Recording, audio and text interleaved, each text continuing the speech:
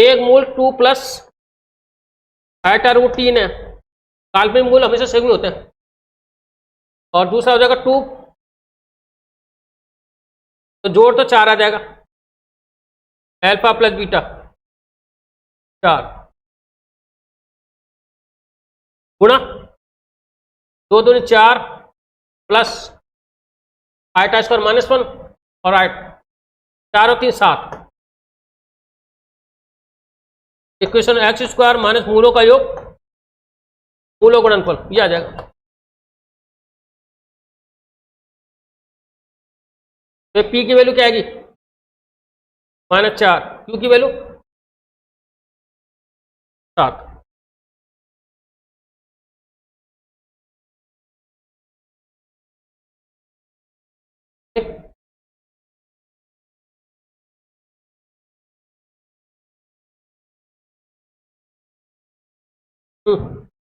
X square plus P x plus Q के रूप में एक द्विघात समीकरण को लिखते समय एक्स का गुणांक गलती से -11, तो -10 सही है। 11 की जगह अच्छा गलती से -11 की जगह -10 लिखने पर, अच्छा 11 सही है ना, 10 लिख दिया तो ये गलती। अच्छा मूल क्या प्राप्त हो, इसको गुणनफल में तो ये सही काम करेंगे, गुणनफल में तो चॉइस आ रहा है, और जोड़ में कितना आएगा 11 एक्स स्क्वायर। भाई इसको गुणनफल में तो काम में ले सकता हूँ, जोड़ में नहीं लूंगा। 8 और 3 आ जाएगा।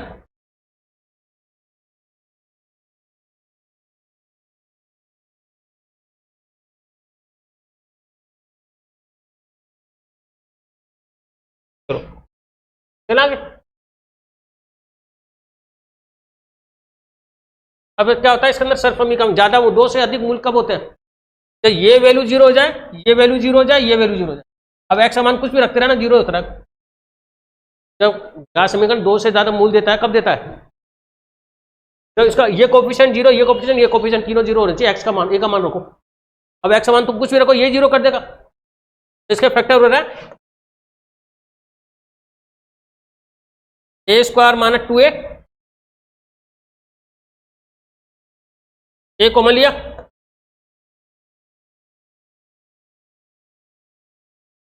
ए का मान आ गया 2 और -1, ठीक है।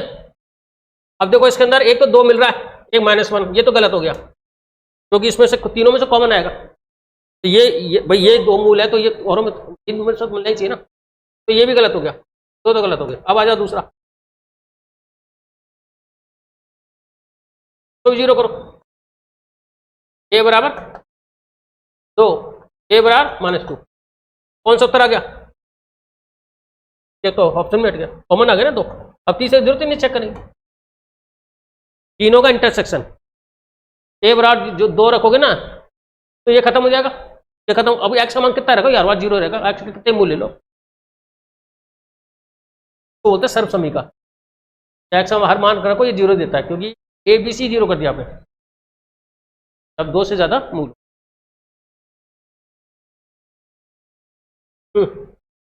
Alpha square plus beta square,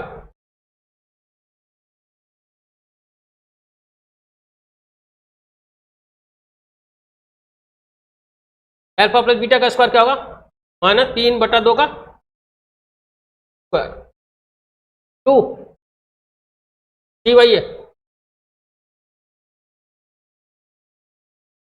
तो ये हो जाएगा 9/4 माइनस क्या आ जाएगा 9 - 16 -17/7/4।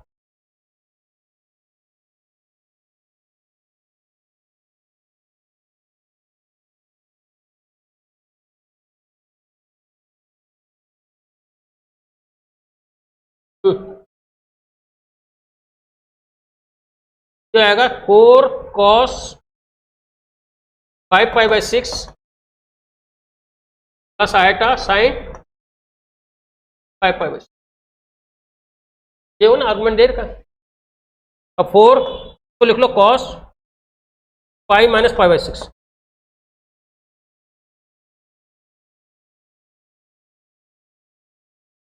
लिख सकते हो। वैसे इसका मान लिखना चाहो तो मान भी लिख सकते हो, कोई दिक्कत नहीं। 4, अच्छा cos minus pi by 6, cos minus theta minus cos theta, तो ये हो जाएगा cos pi by 6 minus root 3 बटा 2। भाई ये है कॉस माइनस 60 ओ माइनस 30, सेकंड क्वाड्रेंट है ना, नेगेटिव होगा। अच्छा ये साइन पाई 6, तो ये हो जाएगा 1 बटा 2। 4 को अंदर ले लो तो 2√3 माइनस का और 2 आया आयटा, क्या है कौन सा आ रहा?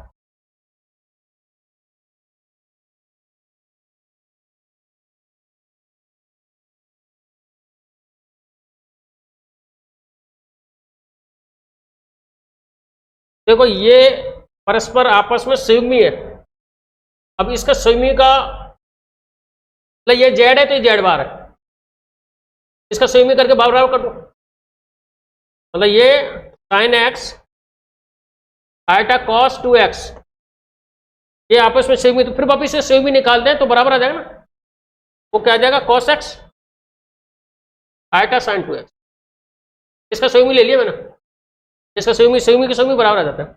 अब देखो आयटा पार्ट तो आयटा करो, तो साइन एक्स बराबर कॉस एक्स, एक्स कितना आ गया पाई बाई 4 है ना, या n pi plus pi by 4। अब इसको बराबर करो कॉस 2x साइन 2x, अब ये वैल्यू पाई बाई 4 रखते हैं इसमें अंदर, ये तो बराबर आएगा नहीं।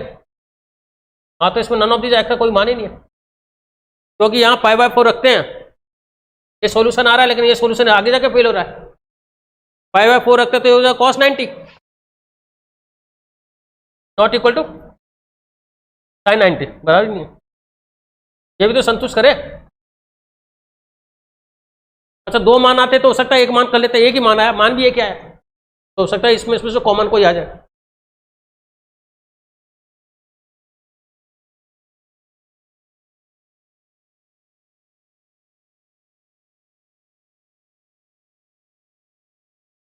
वन प्लस आयटा का square N by 2, 1 minus eta का स्क्वायर एन बाई 2, अब आएगा 1 plus eta square plus 2 eta, generally 2 eta आ जाएगा, और यह आएगा 1 प्लस आयटा माइनस 2 आयटा की पावर एन बाई 2। क्या करा समझा मैंने? अच्छा ये आपका 2 से 2 कट गया, -1,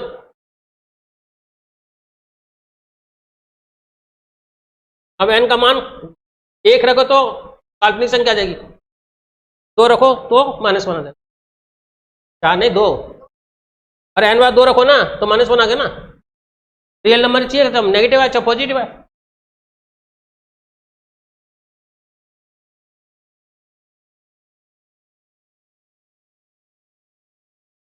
पॉजिटिव एन का मान तो नेगेटिव है तो वास्तविक संख्या बोला ना, एन का मान 2 रखते ही कट जाएगा आराम से। पेपर कोई टफ नहीं दिया था,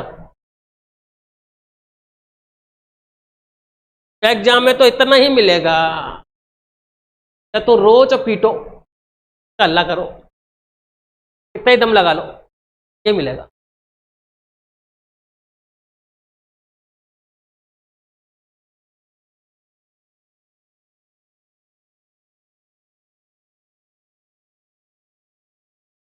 अल्लाह अल्लाह कर दिया, तो पढ़ना जानते हो क्या होता है?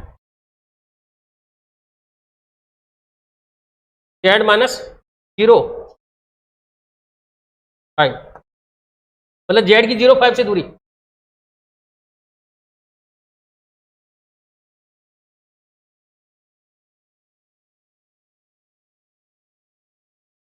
जेड की 0 5 से दूरी बराबर जेड की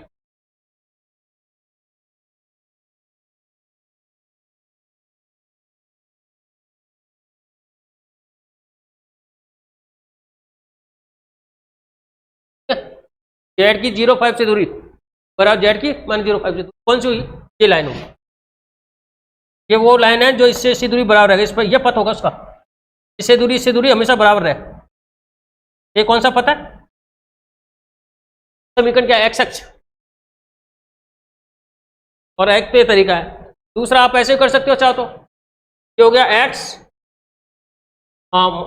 x plus Y minus 5 iota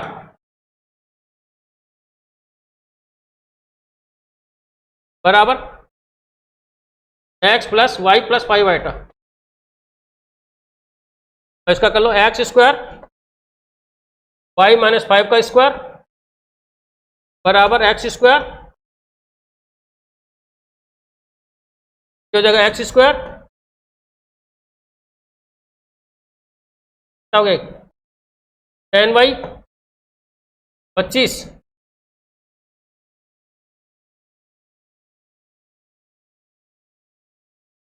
ये कैंसिल ये y 25 कैंसिल 20y बराबर 0, तो y बराबर 0, y बराबर 0 कौन सी लाइन होती हो तो एक्स एक्स। ऐसे भी कर सकते हो और पढ़ना जानते तो बता दिया तो पढ़ते कैसे।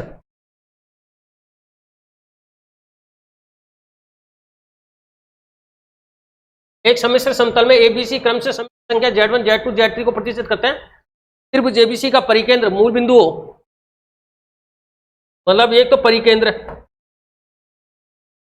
इसके निर्देशांक तो 0 है, और लंब केंद्र ये लंब केंद्र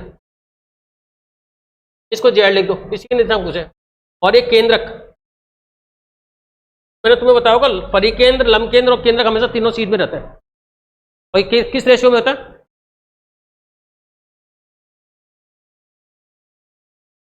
इधर से 2 होता है और इधर से 1 होता है हमेशा। क्या होता है? लंब केंद्र से 2 और परिकेंद्र से 1, या इधर फिर लंब केंद्र इधर बना ले।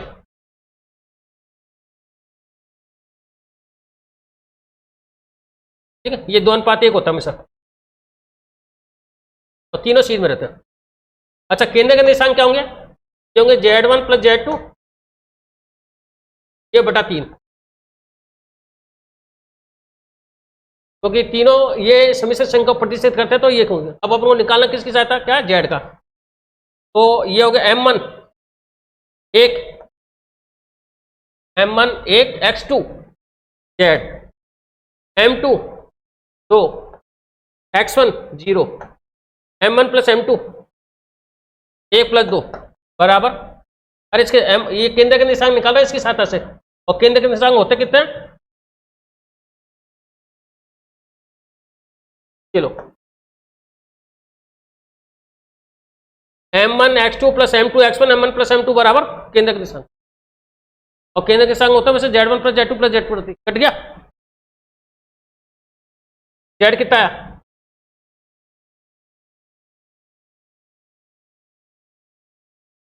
अब ये Z किसको माना था मैंने? लंब केंद्र को Z माना था, इसको 0, इसके Z, और ये केंद्र क्या है, और केंद्र के निशान ये होते ही है। थोड़ा कर क्या गया?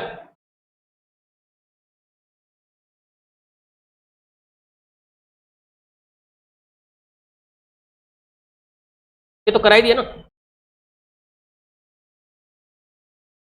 तो ध्यान रखो, ये रिपीट कैसे होगा ध्यान ही रहा। Z बराबर 4 प्लस 5 आइटा को वामवर्त दिशा में 180 कोण से घुमाया जाता है तो 1.5 गुना विस्तारित कर दिया जाता है। तो इस प्रकार एंटी क्लॉकवाइज एंगल पॉजिटिव होता है, मतलब अपन किससे गुणा कर रहे हैं? 4 प्लस 5 आइटा को गुणा कर रहे हैं किससे? 1.5 ई आई पाई से। तो ये 1.5 आई से का मतलब होता है ये तो इसका गुणा हो जाएगा, और ये इससे ये नया वो है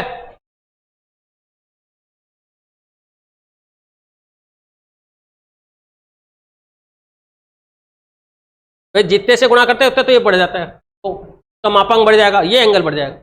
इसको सोल्व करो, -4 1.5 cos पाई आई साइन पाई, ये तो 0 हो गया और ये -1 हो गया, तो -4 प्लस 5i और ये हो गया -3/2, माइनस इसका मान -1 है, तो कितना हो गया 6 -15/2i पहला, क्योंकि जितने से गुणा करते हैं ये तो उत्तर Z1 Z2 होता है ना, इतना तो बढ़ जाएगा और ये एंगल है। नहीं सम्मिश्र संख्या से गुणा कर दो उसका, डेढ़ गुना हो जाएगा, ये मॉडुलस तो 1.5 गुना कर देगा और ये एंगल उस हिसाब से।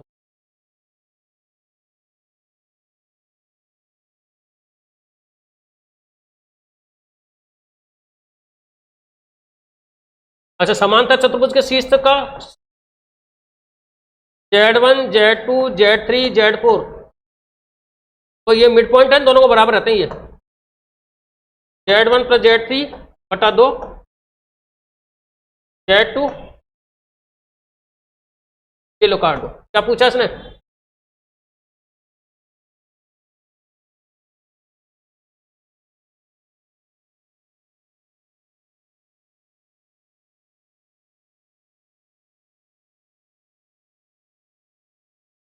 एक सम्मिश्र चलो ABC सम्मिश्र संख्याओं Z1 Z2 Z3 प्रतिष्ठित करते हैं। यदि त्रिभुज ABC का परिकेंद्र मूल बिंदु को लंब केंद्र, अच्छा ये तो करा दिया ना,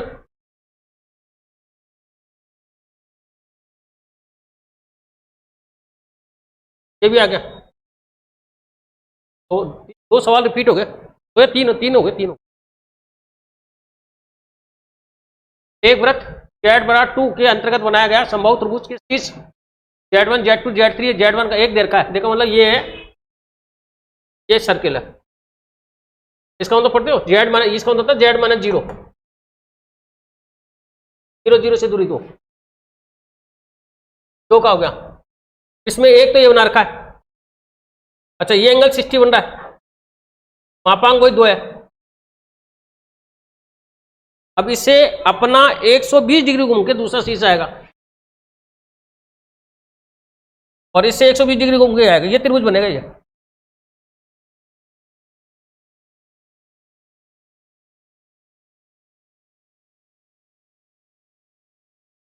एक 120 यहाँ थोड़ी आएगा, थोड़ा ज्यादा आएगा ना, 120, ये कितना है 90, और 60 इधर आएगा ना, यहाँ आएगा, और दूसरा आएगा यहाँ पर, इस जगह आएगा। 120 रोटेट करोगे ना, 120 रोटेट करोगे इससे, एक Z1 यहाँ आएगा, एक Z2 यहाँ आएगा, और एक इससे 120, इस पॉइंट से 120 दूसरी इधर और 120 इधर, ये Z3 होगा। अब तो Z2 तो क्या आ गया -2, ये तो रियल, तो ये 2 तो गलत हो गए। अब ये रहेगा Z2 -2, अब Z3, अब Z3 और इसने Z1 को सेम कर दिया, तो कौन सा रहेगा, ये आ गया। और वैसे देख लो, ये है 60 डिग्री ऊपर और ये 60 डिग्री नीचे, तो कोणांक -60 आ रहा है, -√3, इसका कोणांक 60 आ रहा है, इसका -60 आ रहा है, क्या आ जाएगा इसमें?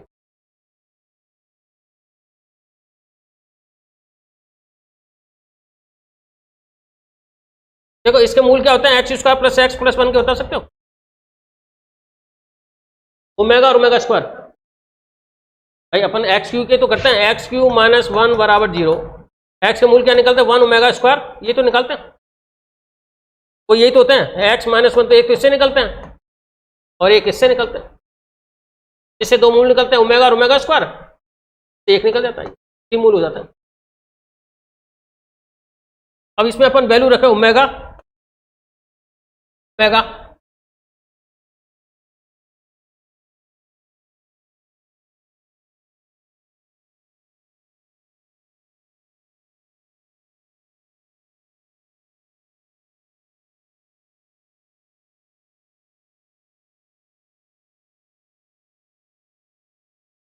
ये क्या करना मैंने बता, ओमेगा4, फिर ऐसे आएगा ओमेगा5, ये संख्या मतलब ये संख्या, और टोटल ये संख्या 27 है। अब 27 में देखो ये जो 3 है, ये हर 3 संख्या के बाद रिपीट होगी और इसका मान 2 है। ओमेगा 3 1 है ना, अंदर की संख्या 2 है, तो 2 का स्क्वायर 4, और ये 27 में से हर 3 संख्या बार रिपीट हो रही है, तो ये संख्या 9 मार आएगा 27 है ना, तो 9 × 4 मतलब ये 2 का स्क्वायर है 4, और टोटल संख्या कितनी होगी, टोटल होगी 9, 4 9 36, तो ये हो गया ठीक। अब आ जाओ इस पे, तो चाह तो मुझे वैसे ही कर लेते हैं, क्योंकि एक ऑप्शन 36 है, इससे ज्यादा ही आएगा तरफ, स्क्वायर है, सब धनात्मक है, बाकी करके बता देता हूँ। ओमेगा स्क्वायर ये क्या लिखते हैं, इसको बताओ, ओमेगा की ये लिखते हैं ओमेगा प्लस ओमेगा स्क्वायर, 1 को लिखो ओमेगा क्यू, 1 को क्या लिखो ओमेगा प्लस ओमेगा स्क्वायर, तो -1 का स्क्वायर, और यहां पे ओमेगा क्यू लिख दे वापिस, 1 ओमेगा प्लस ओमेगा स्क्वायर, वही -1 का स्क्वायर, तो इनडायरेक्टली ये संख्या टोटल 18 रह गई, तो 27 है ना, 27 में से 9 तो 9 ले ली, और ये दो मिलते रहेंगे। अब ये होता है ये कितनी है, एक एक एक कितनी बार जुड़ेगा 18, एक हर एक देख रहा है 18, ये और तो टोटल कितनी हुई 18 + 36,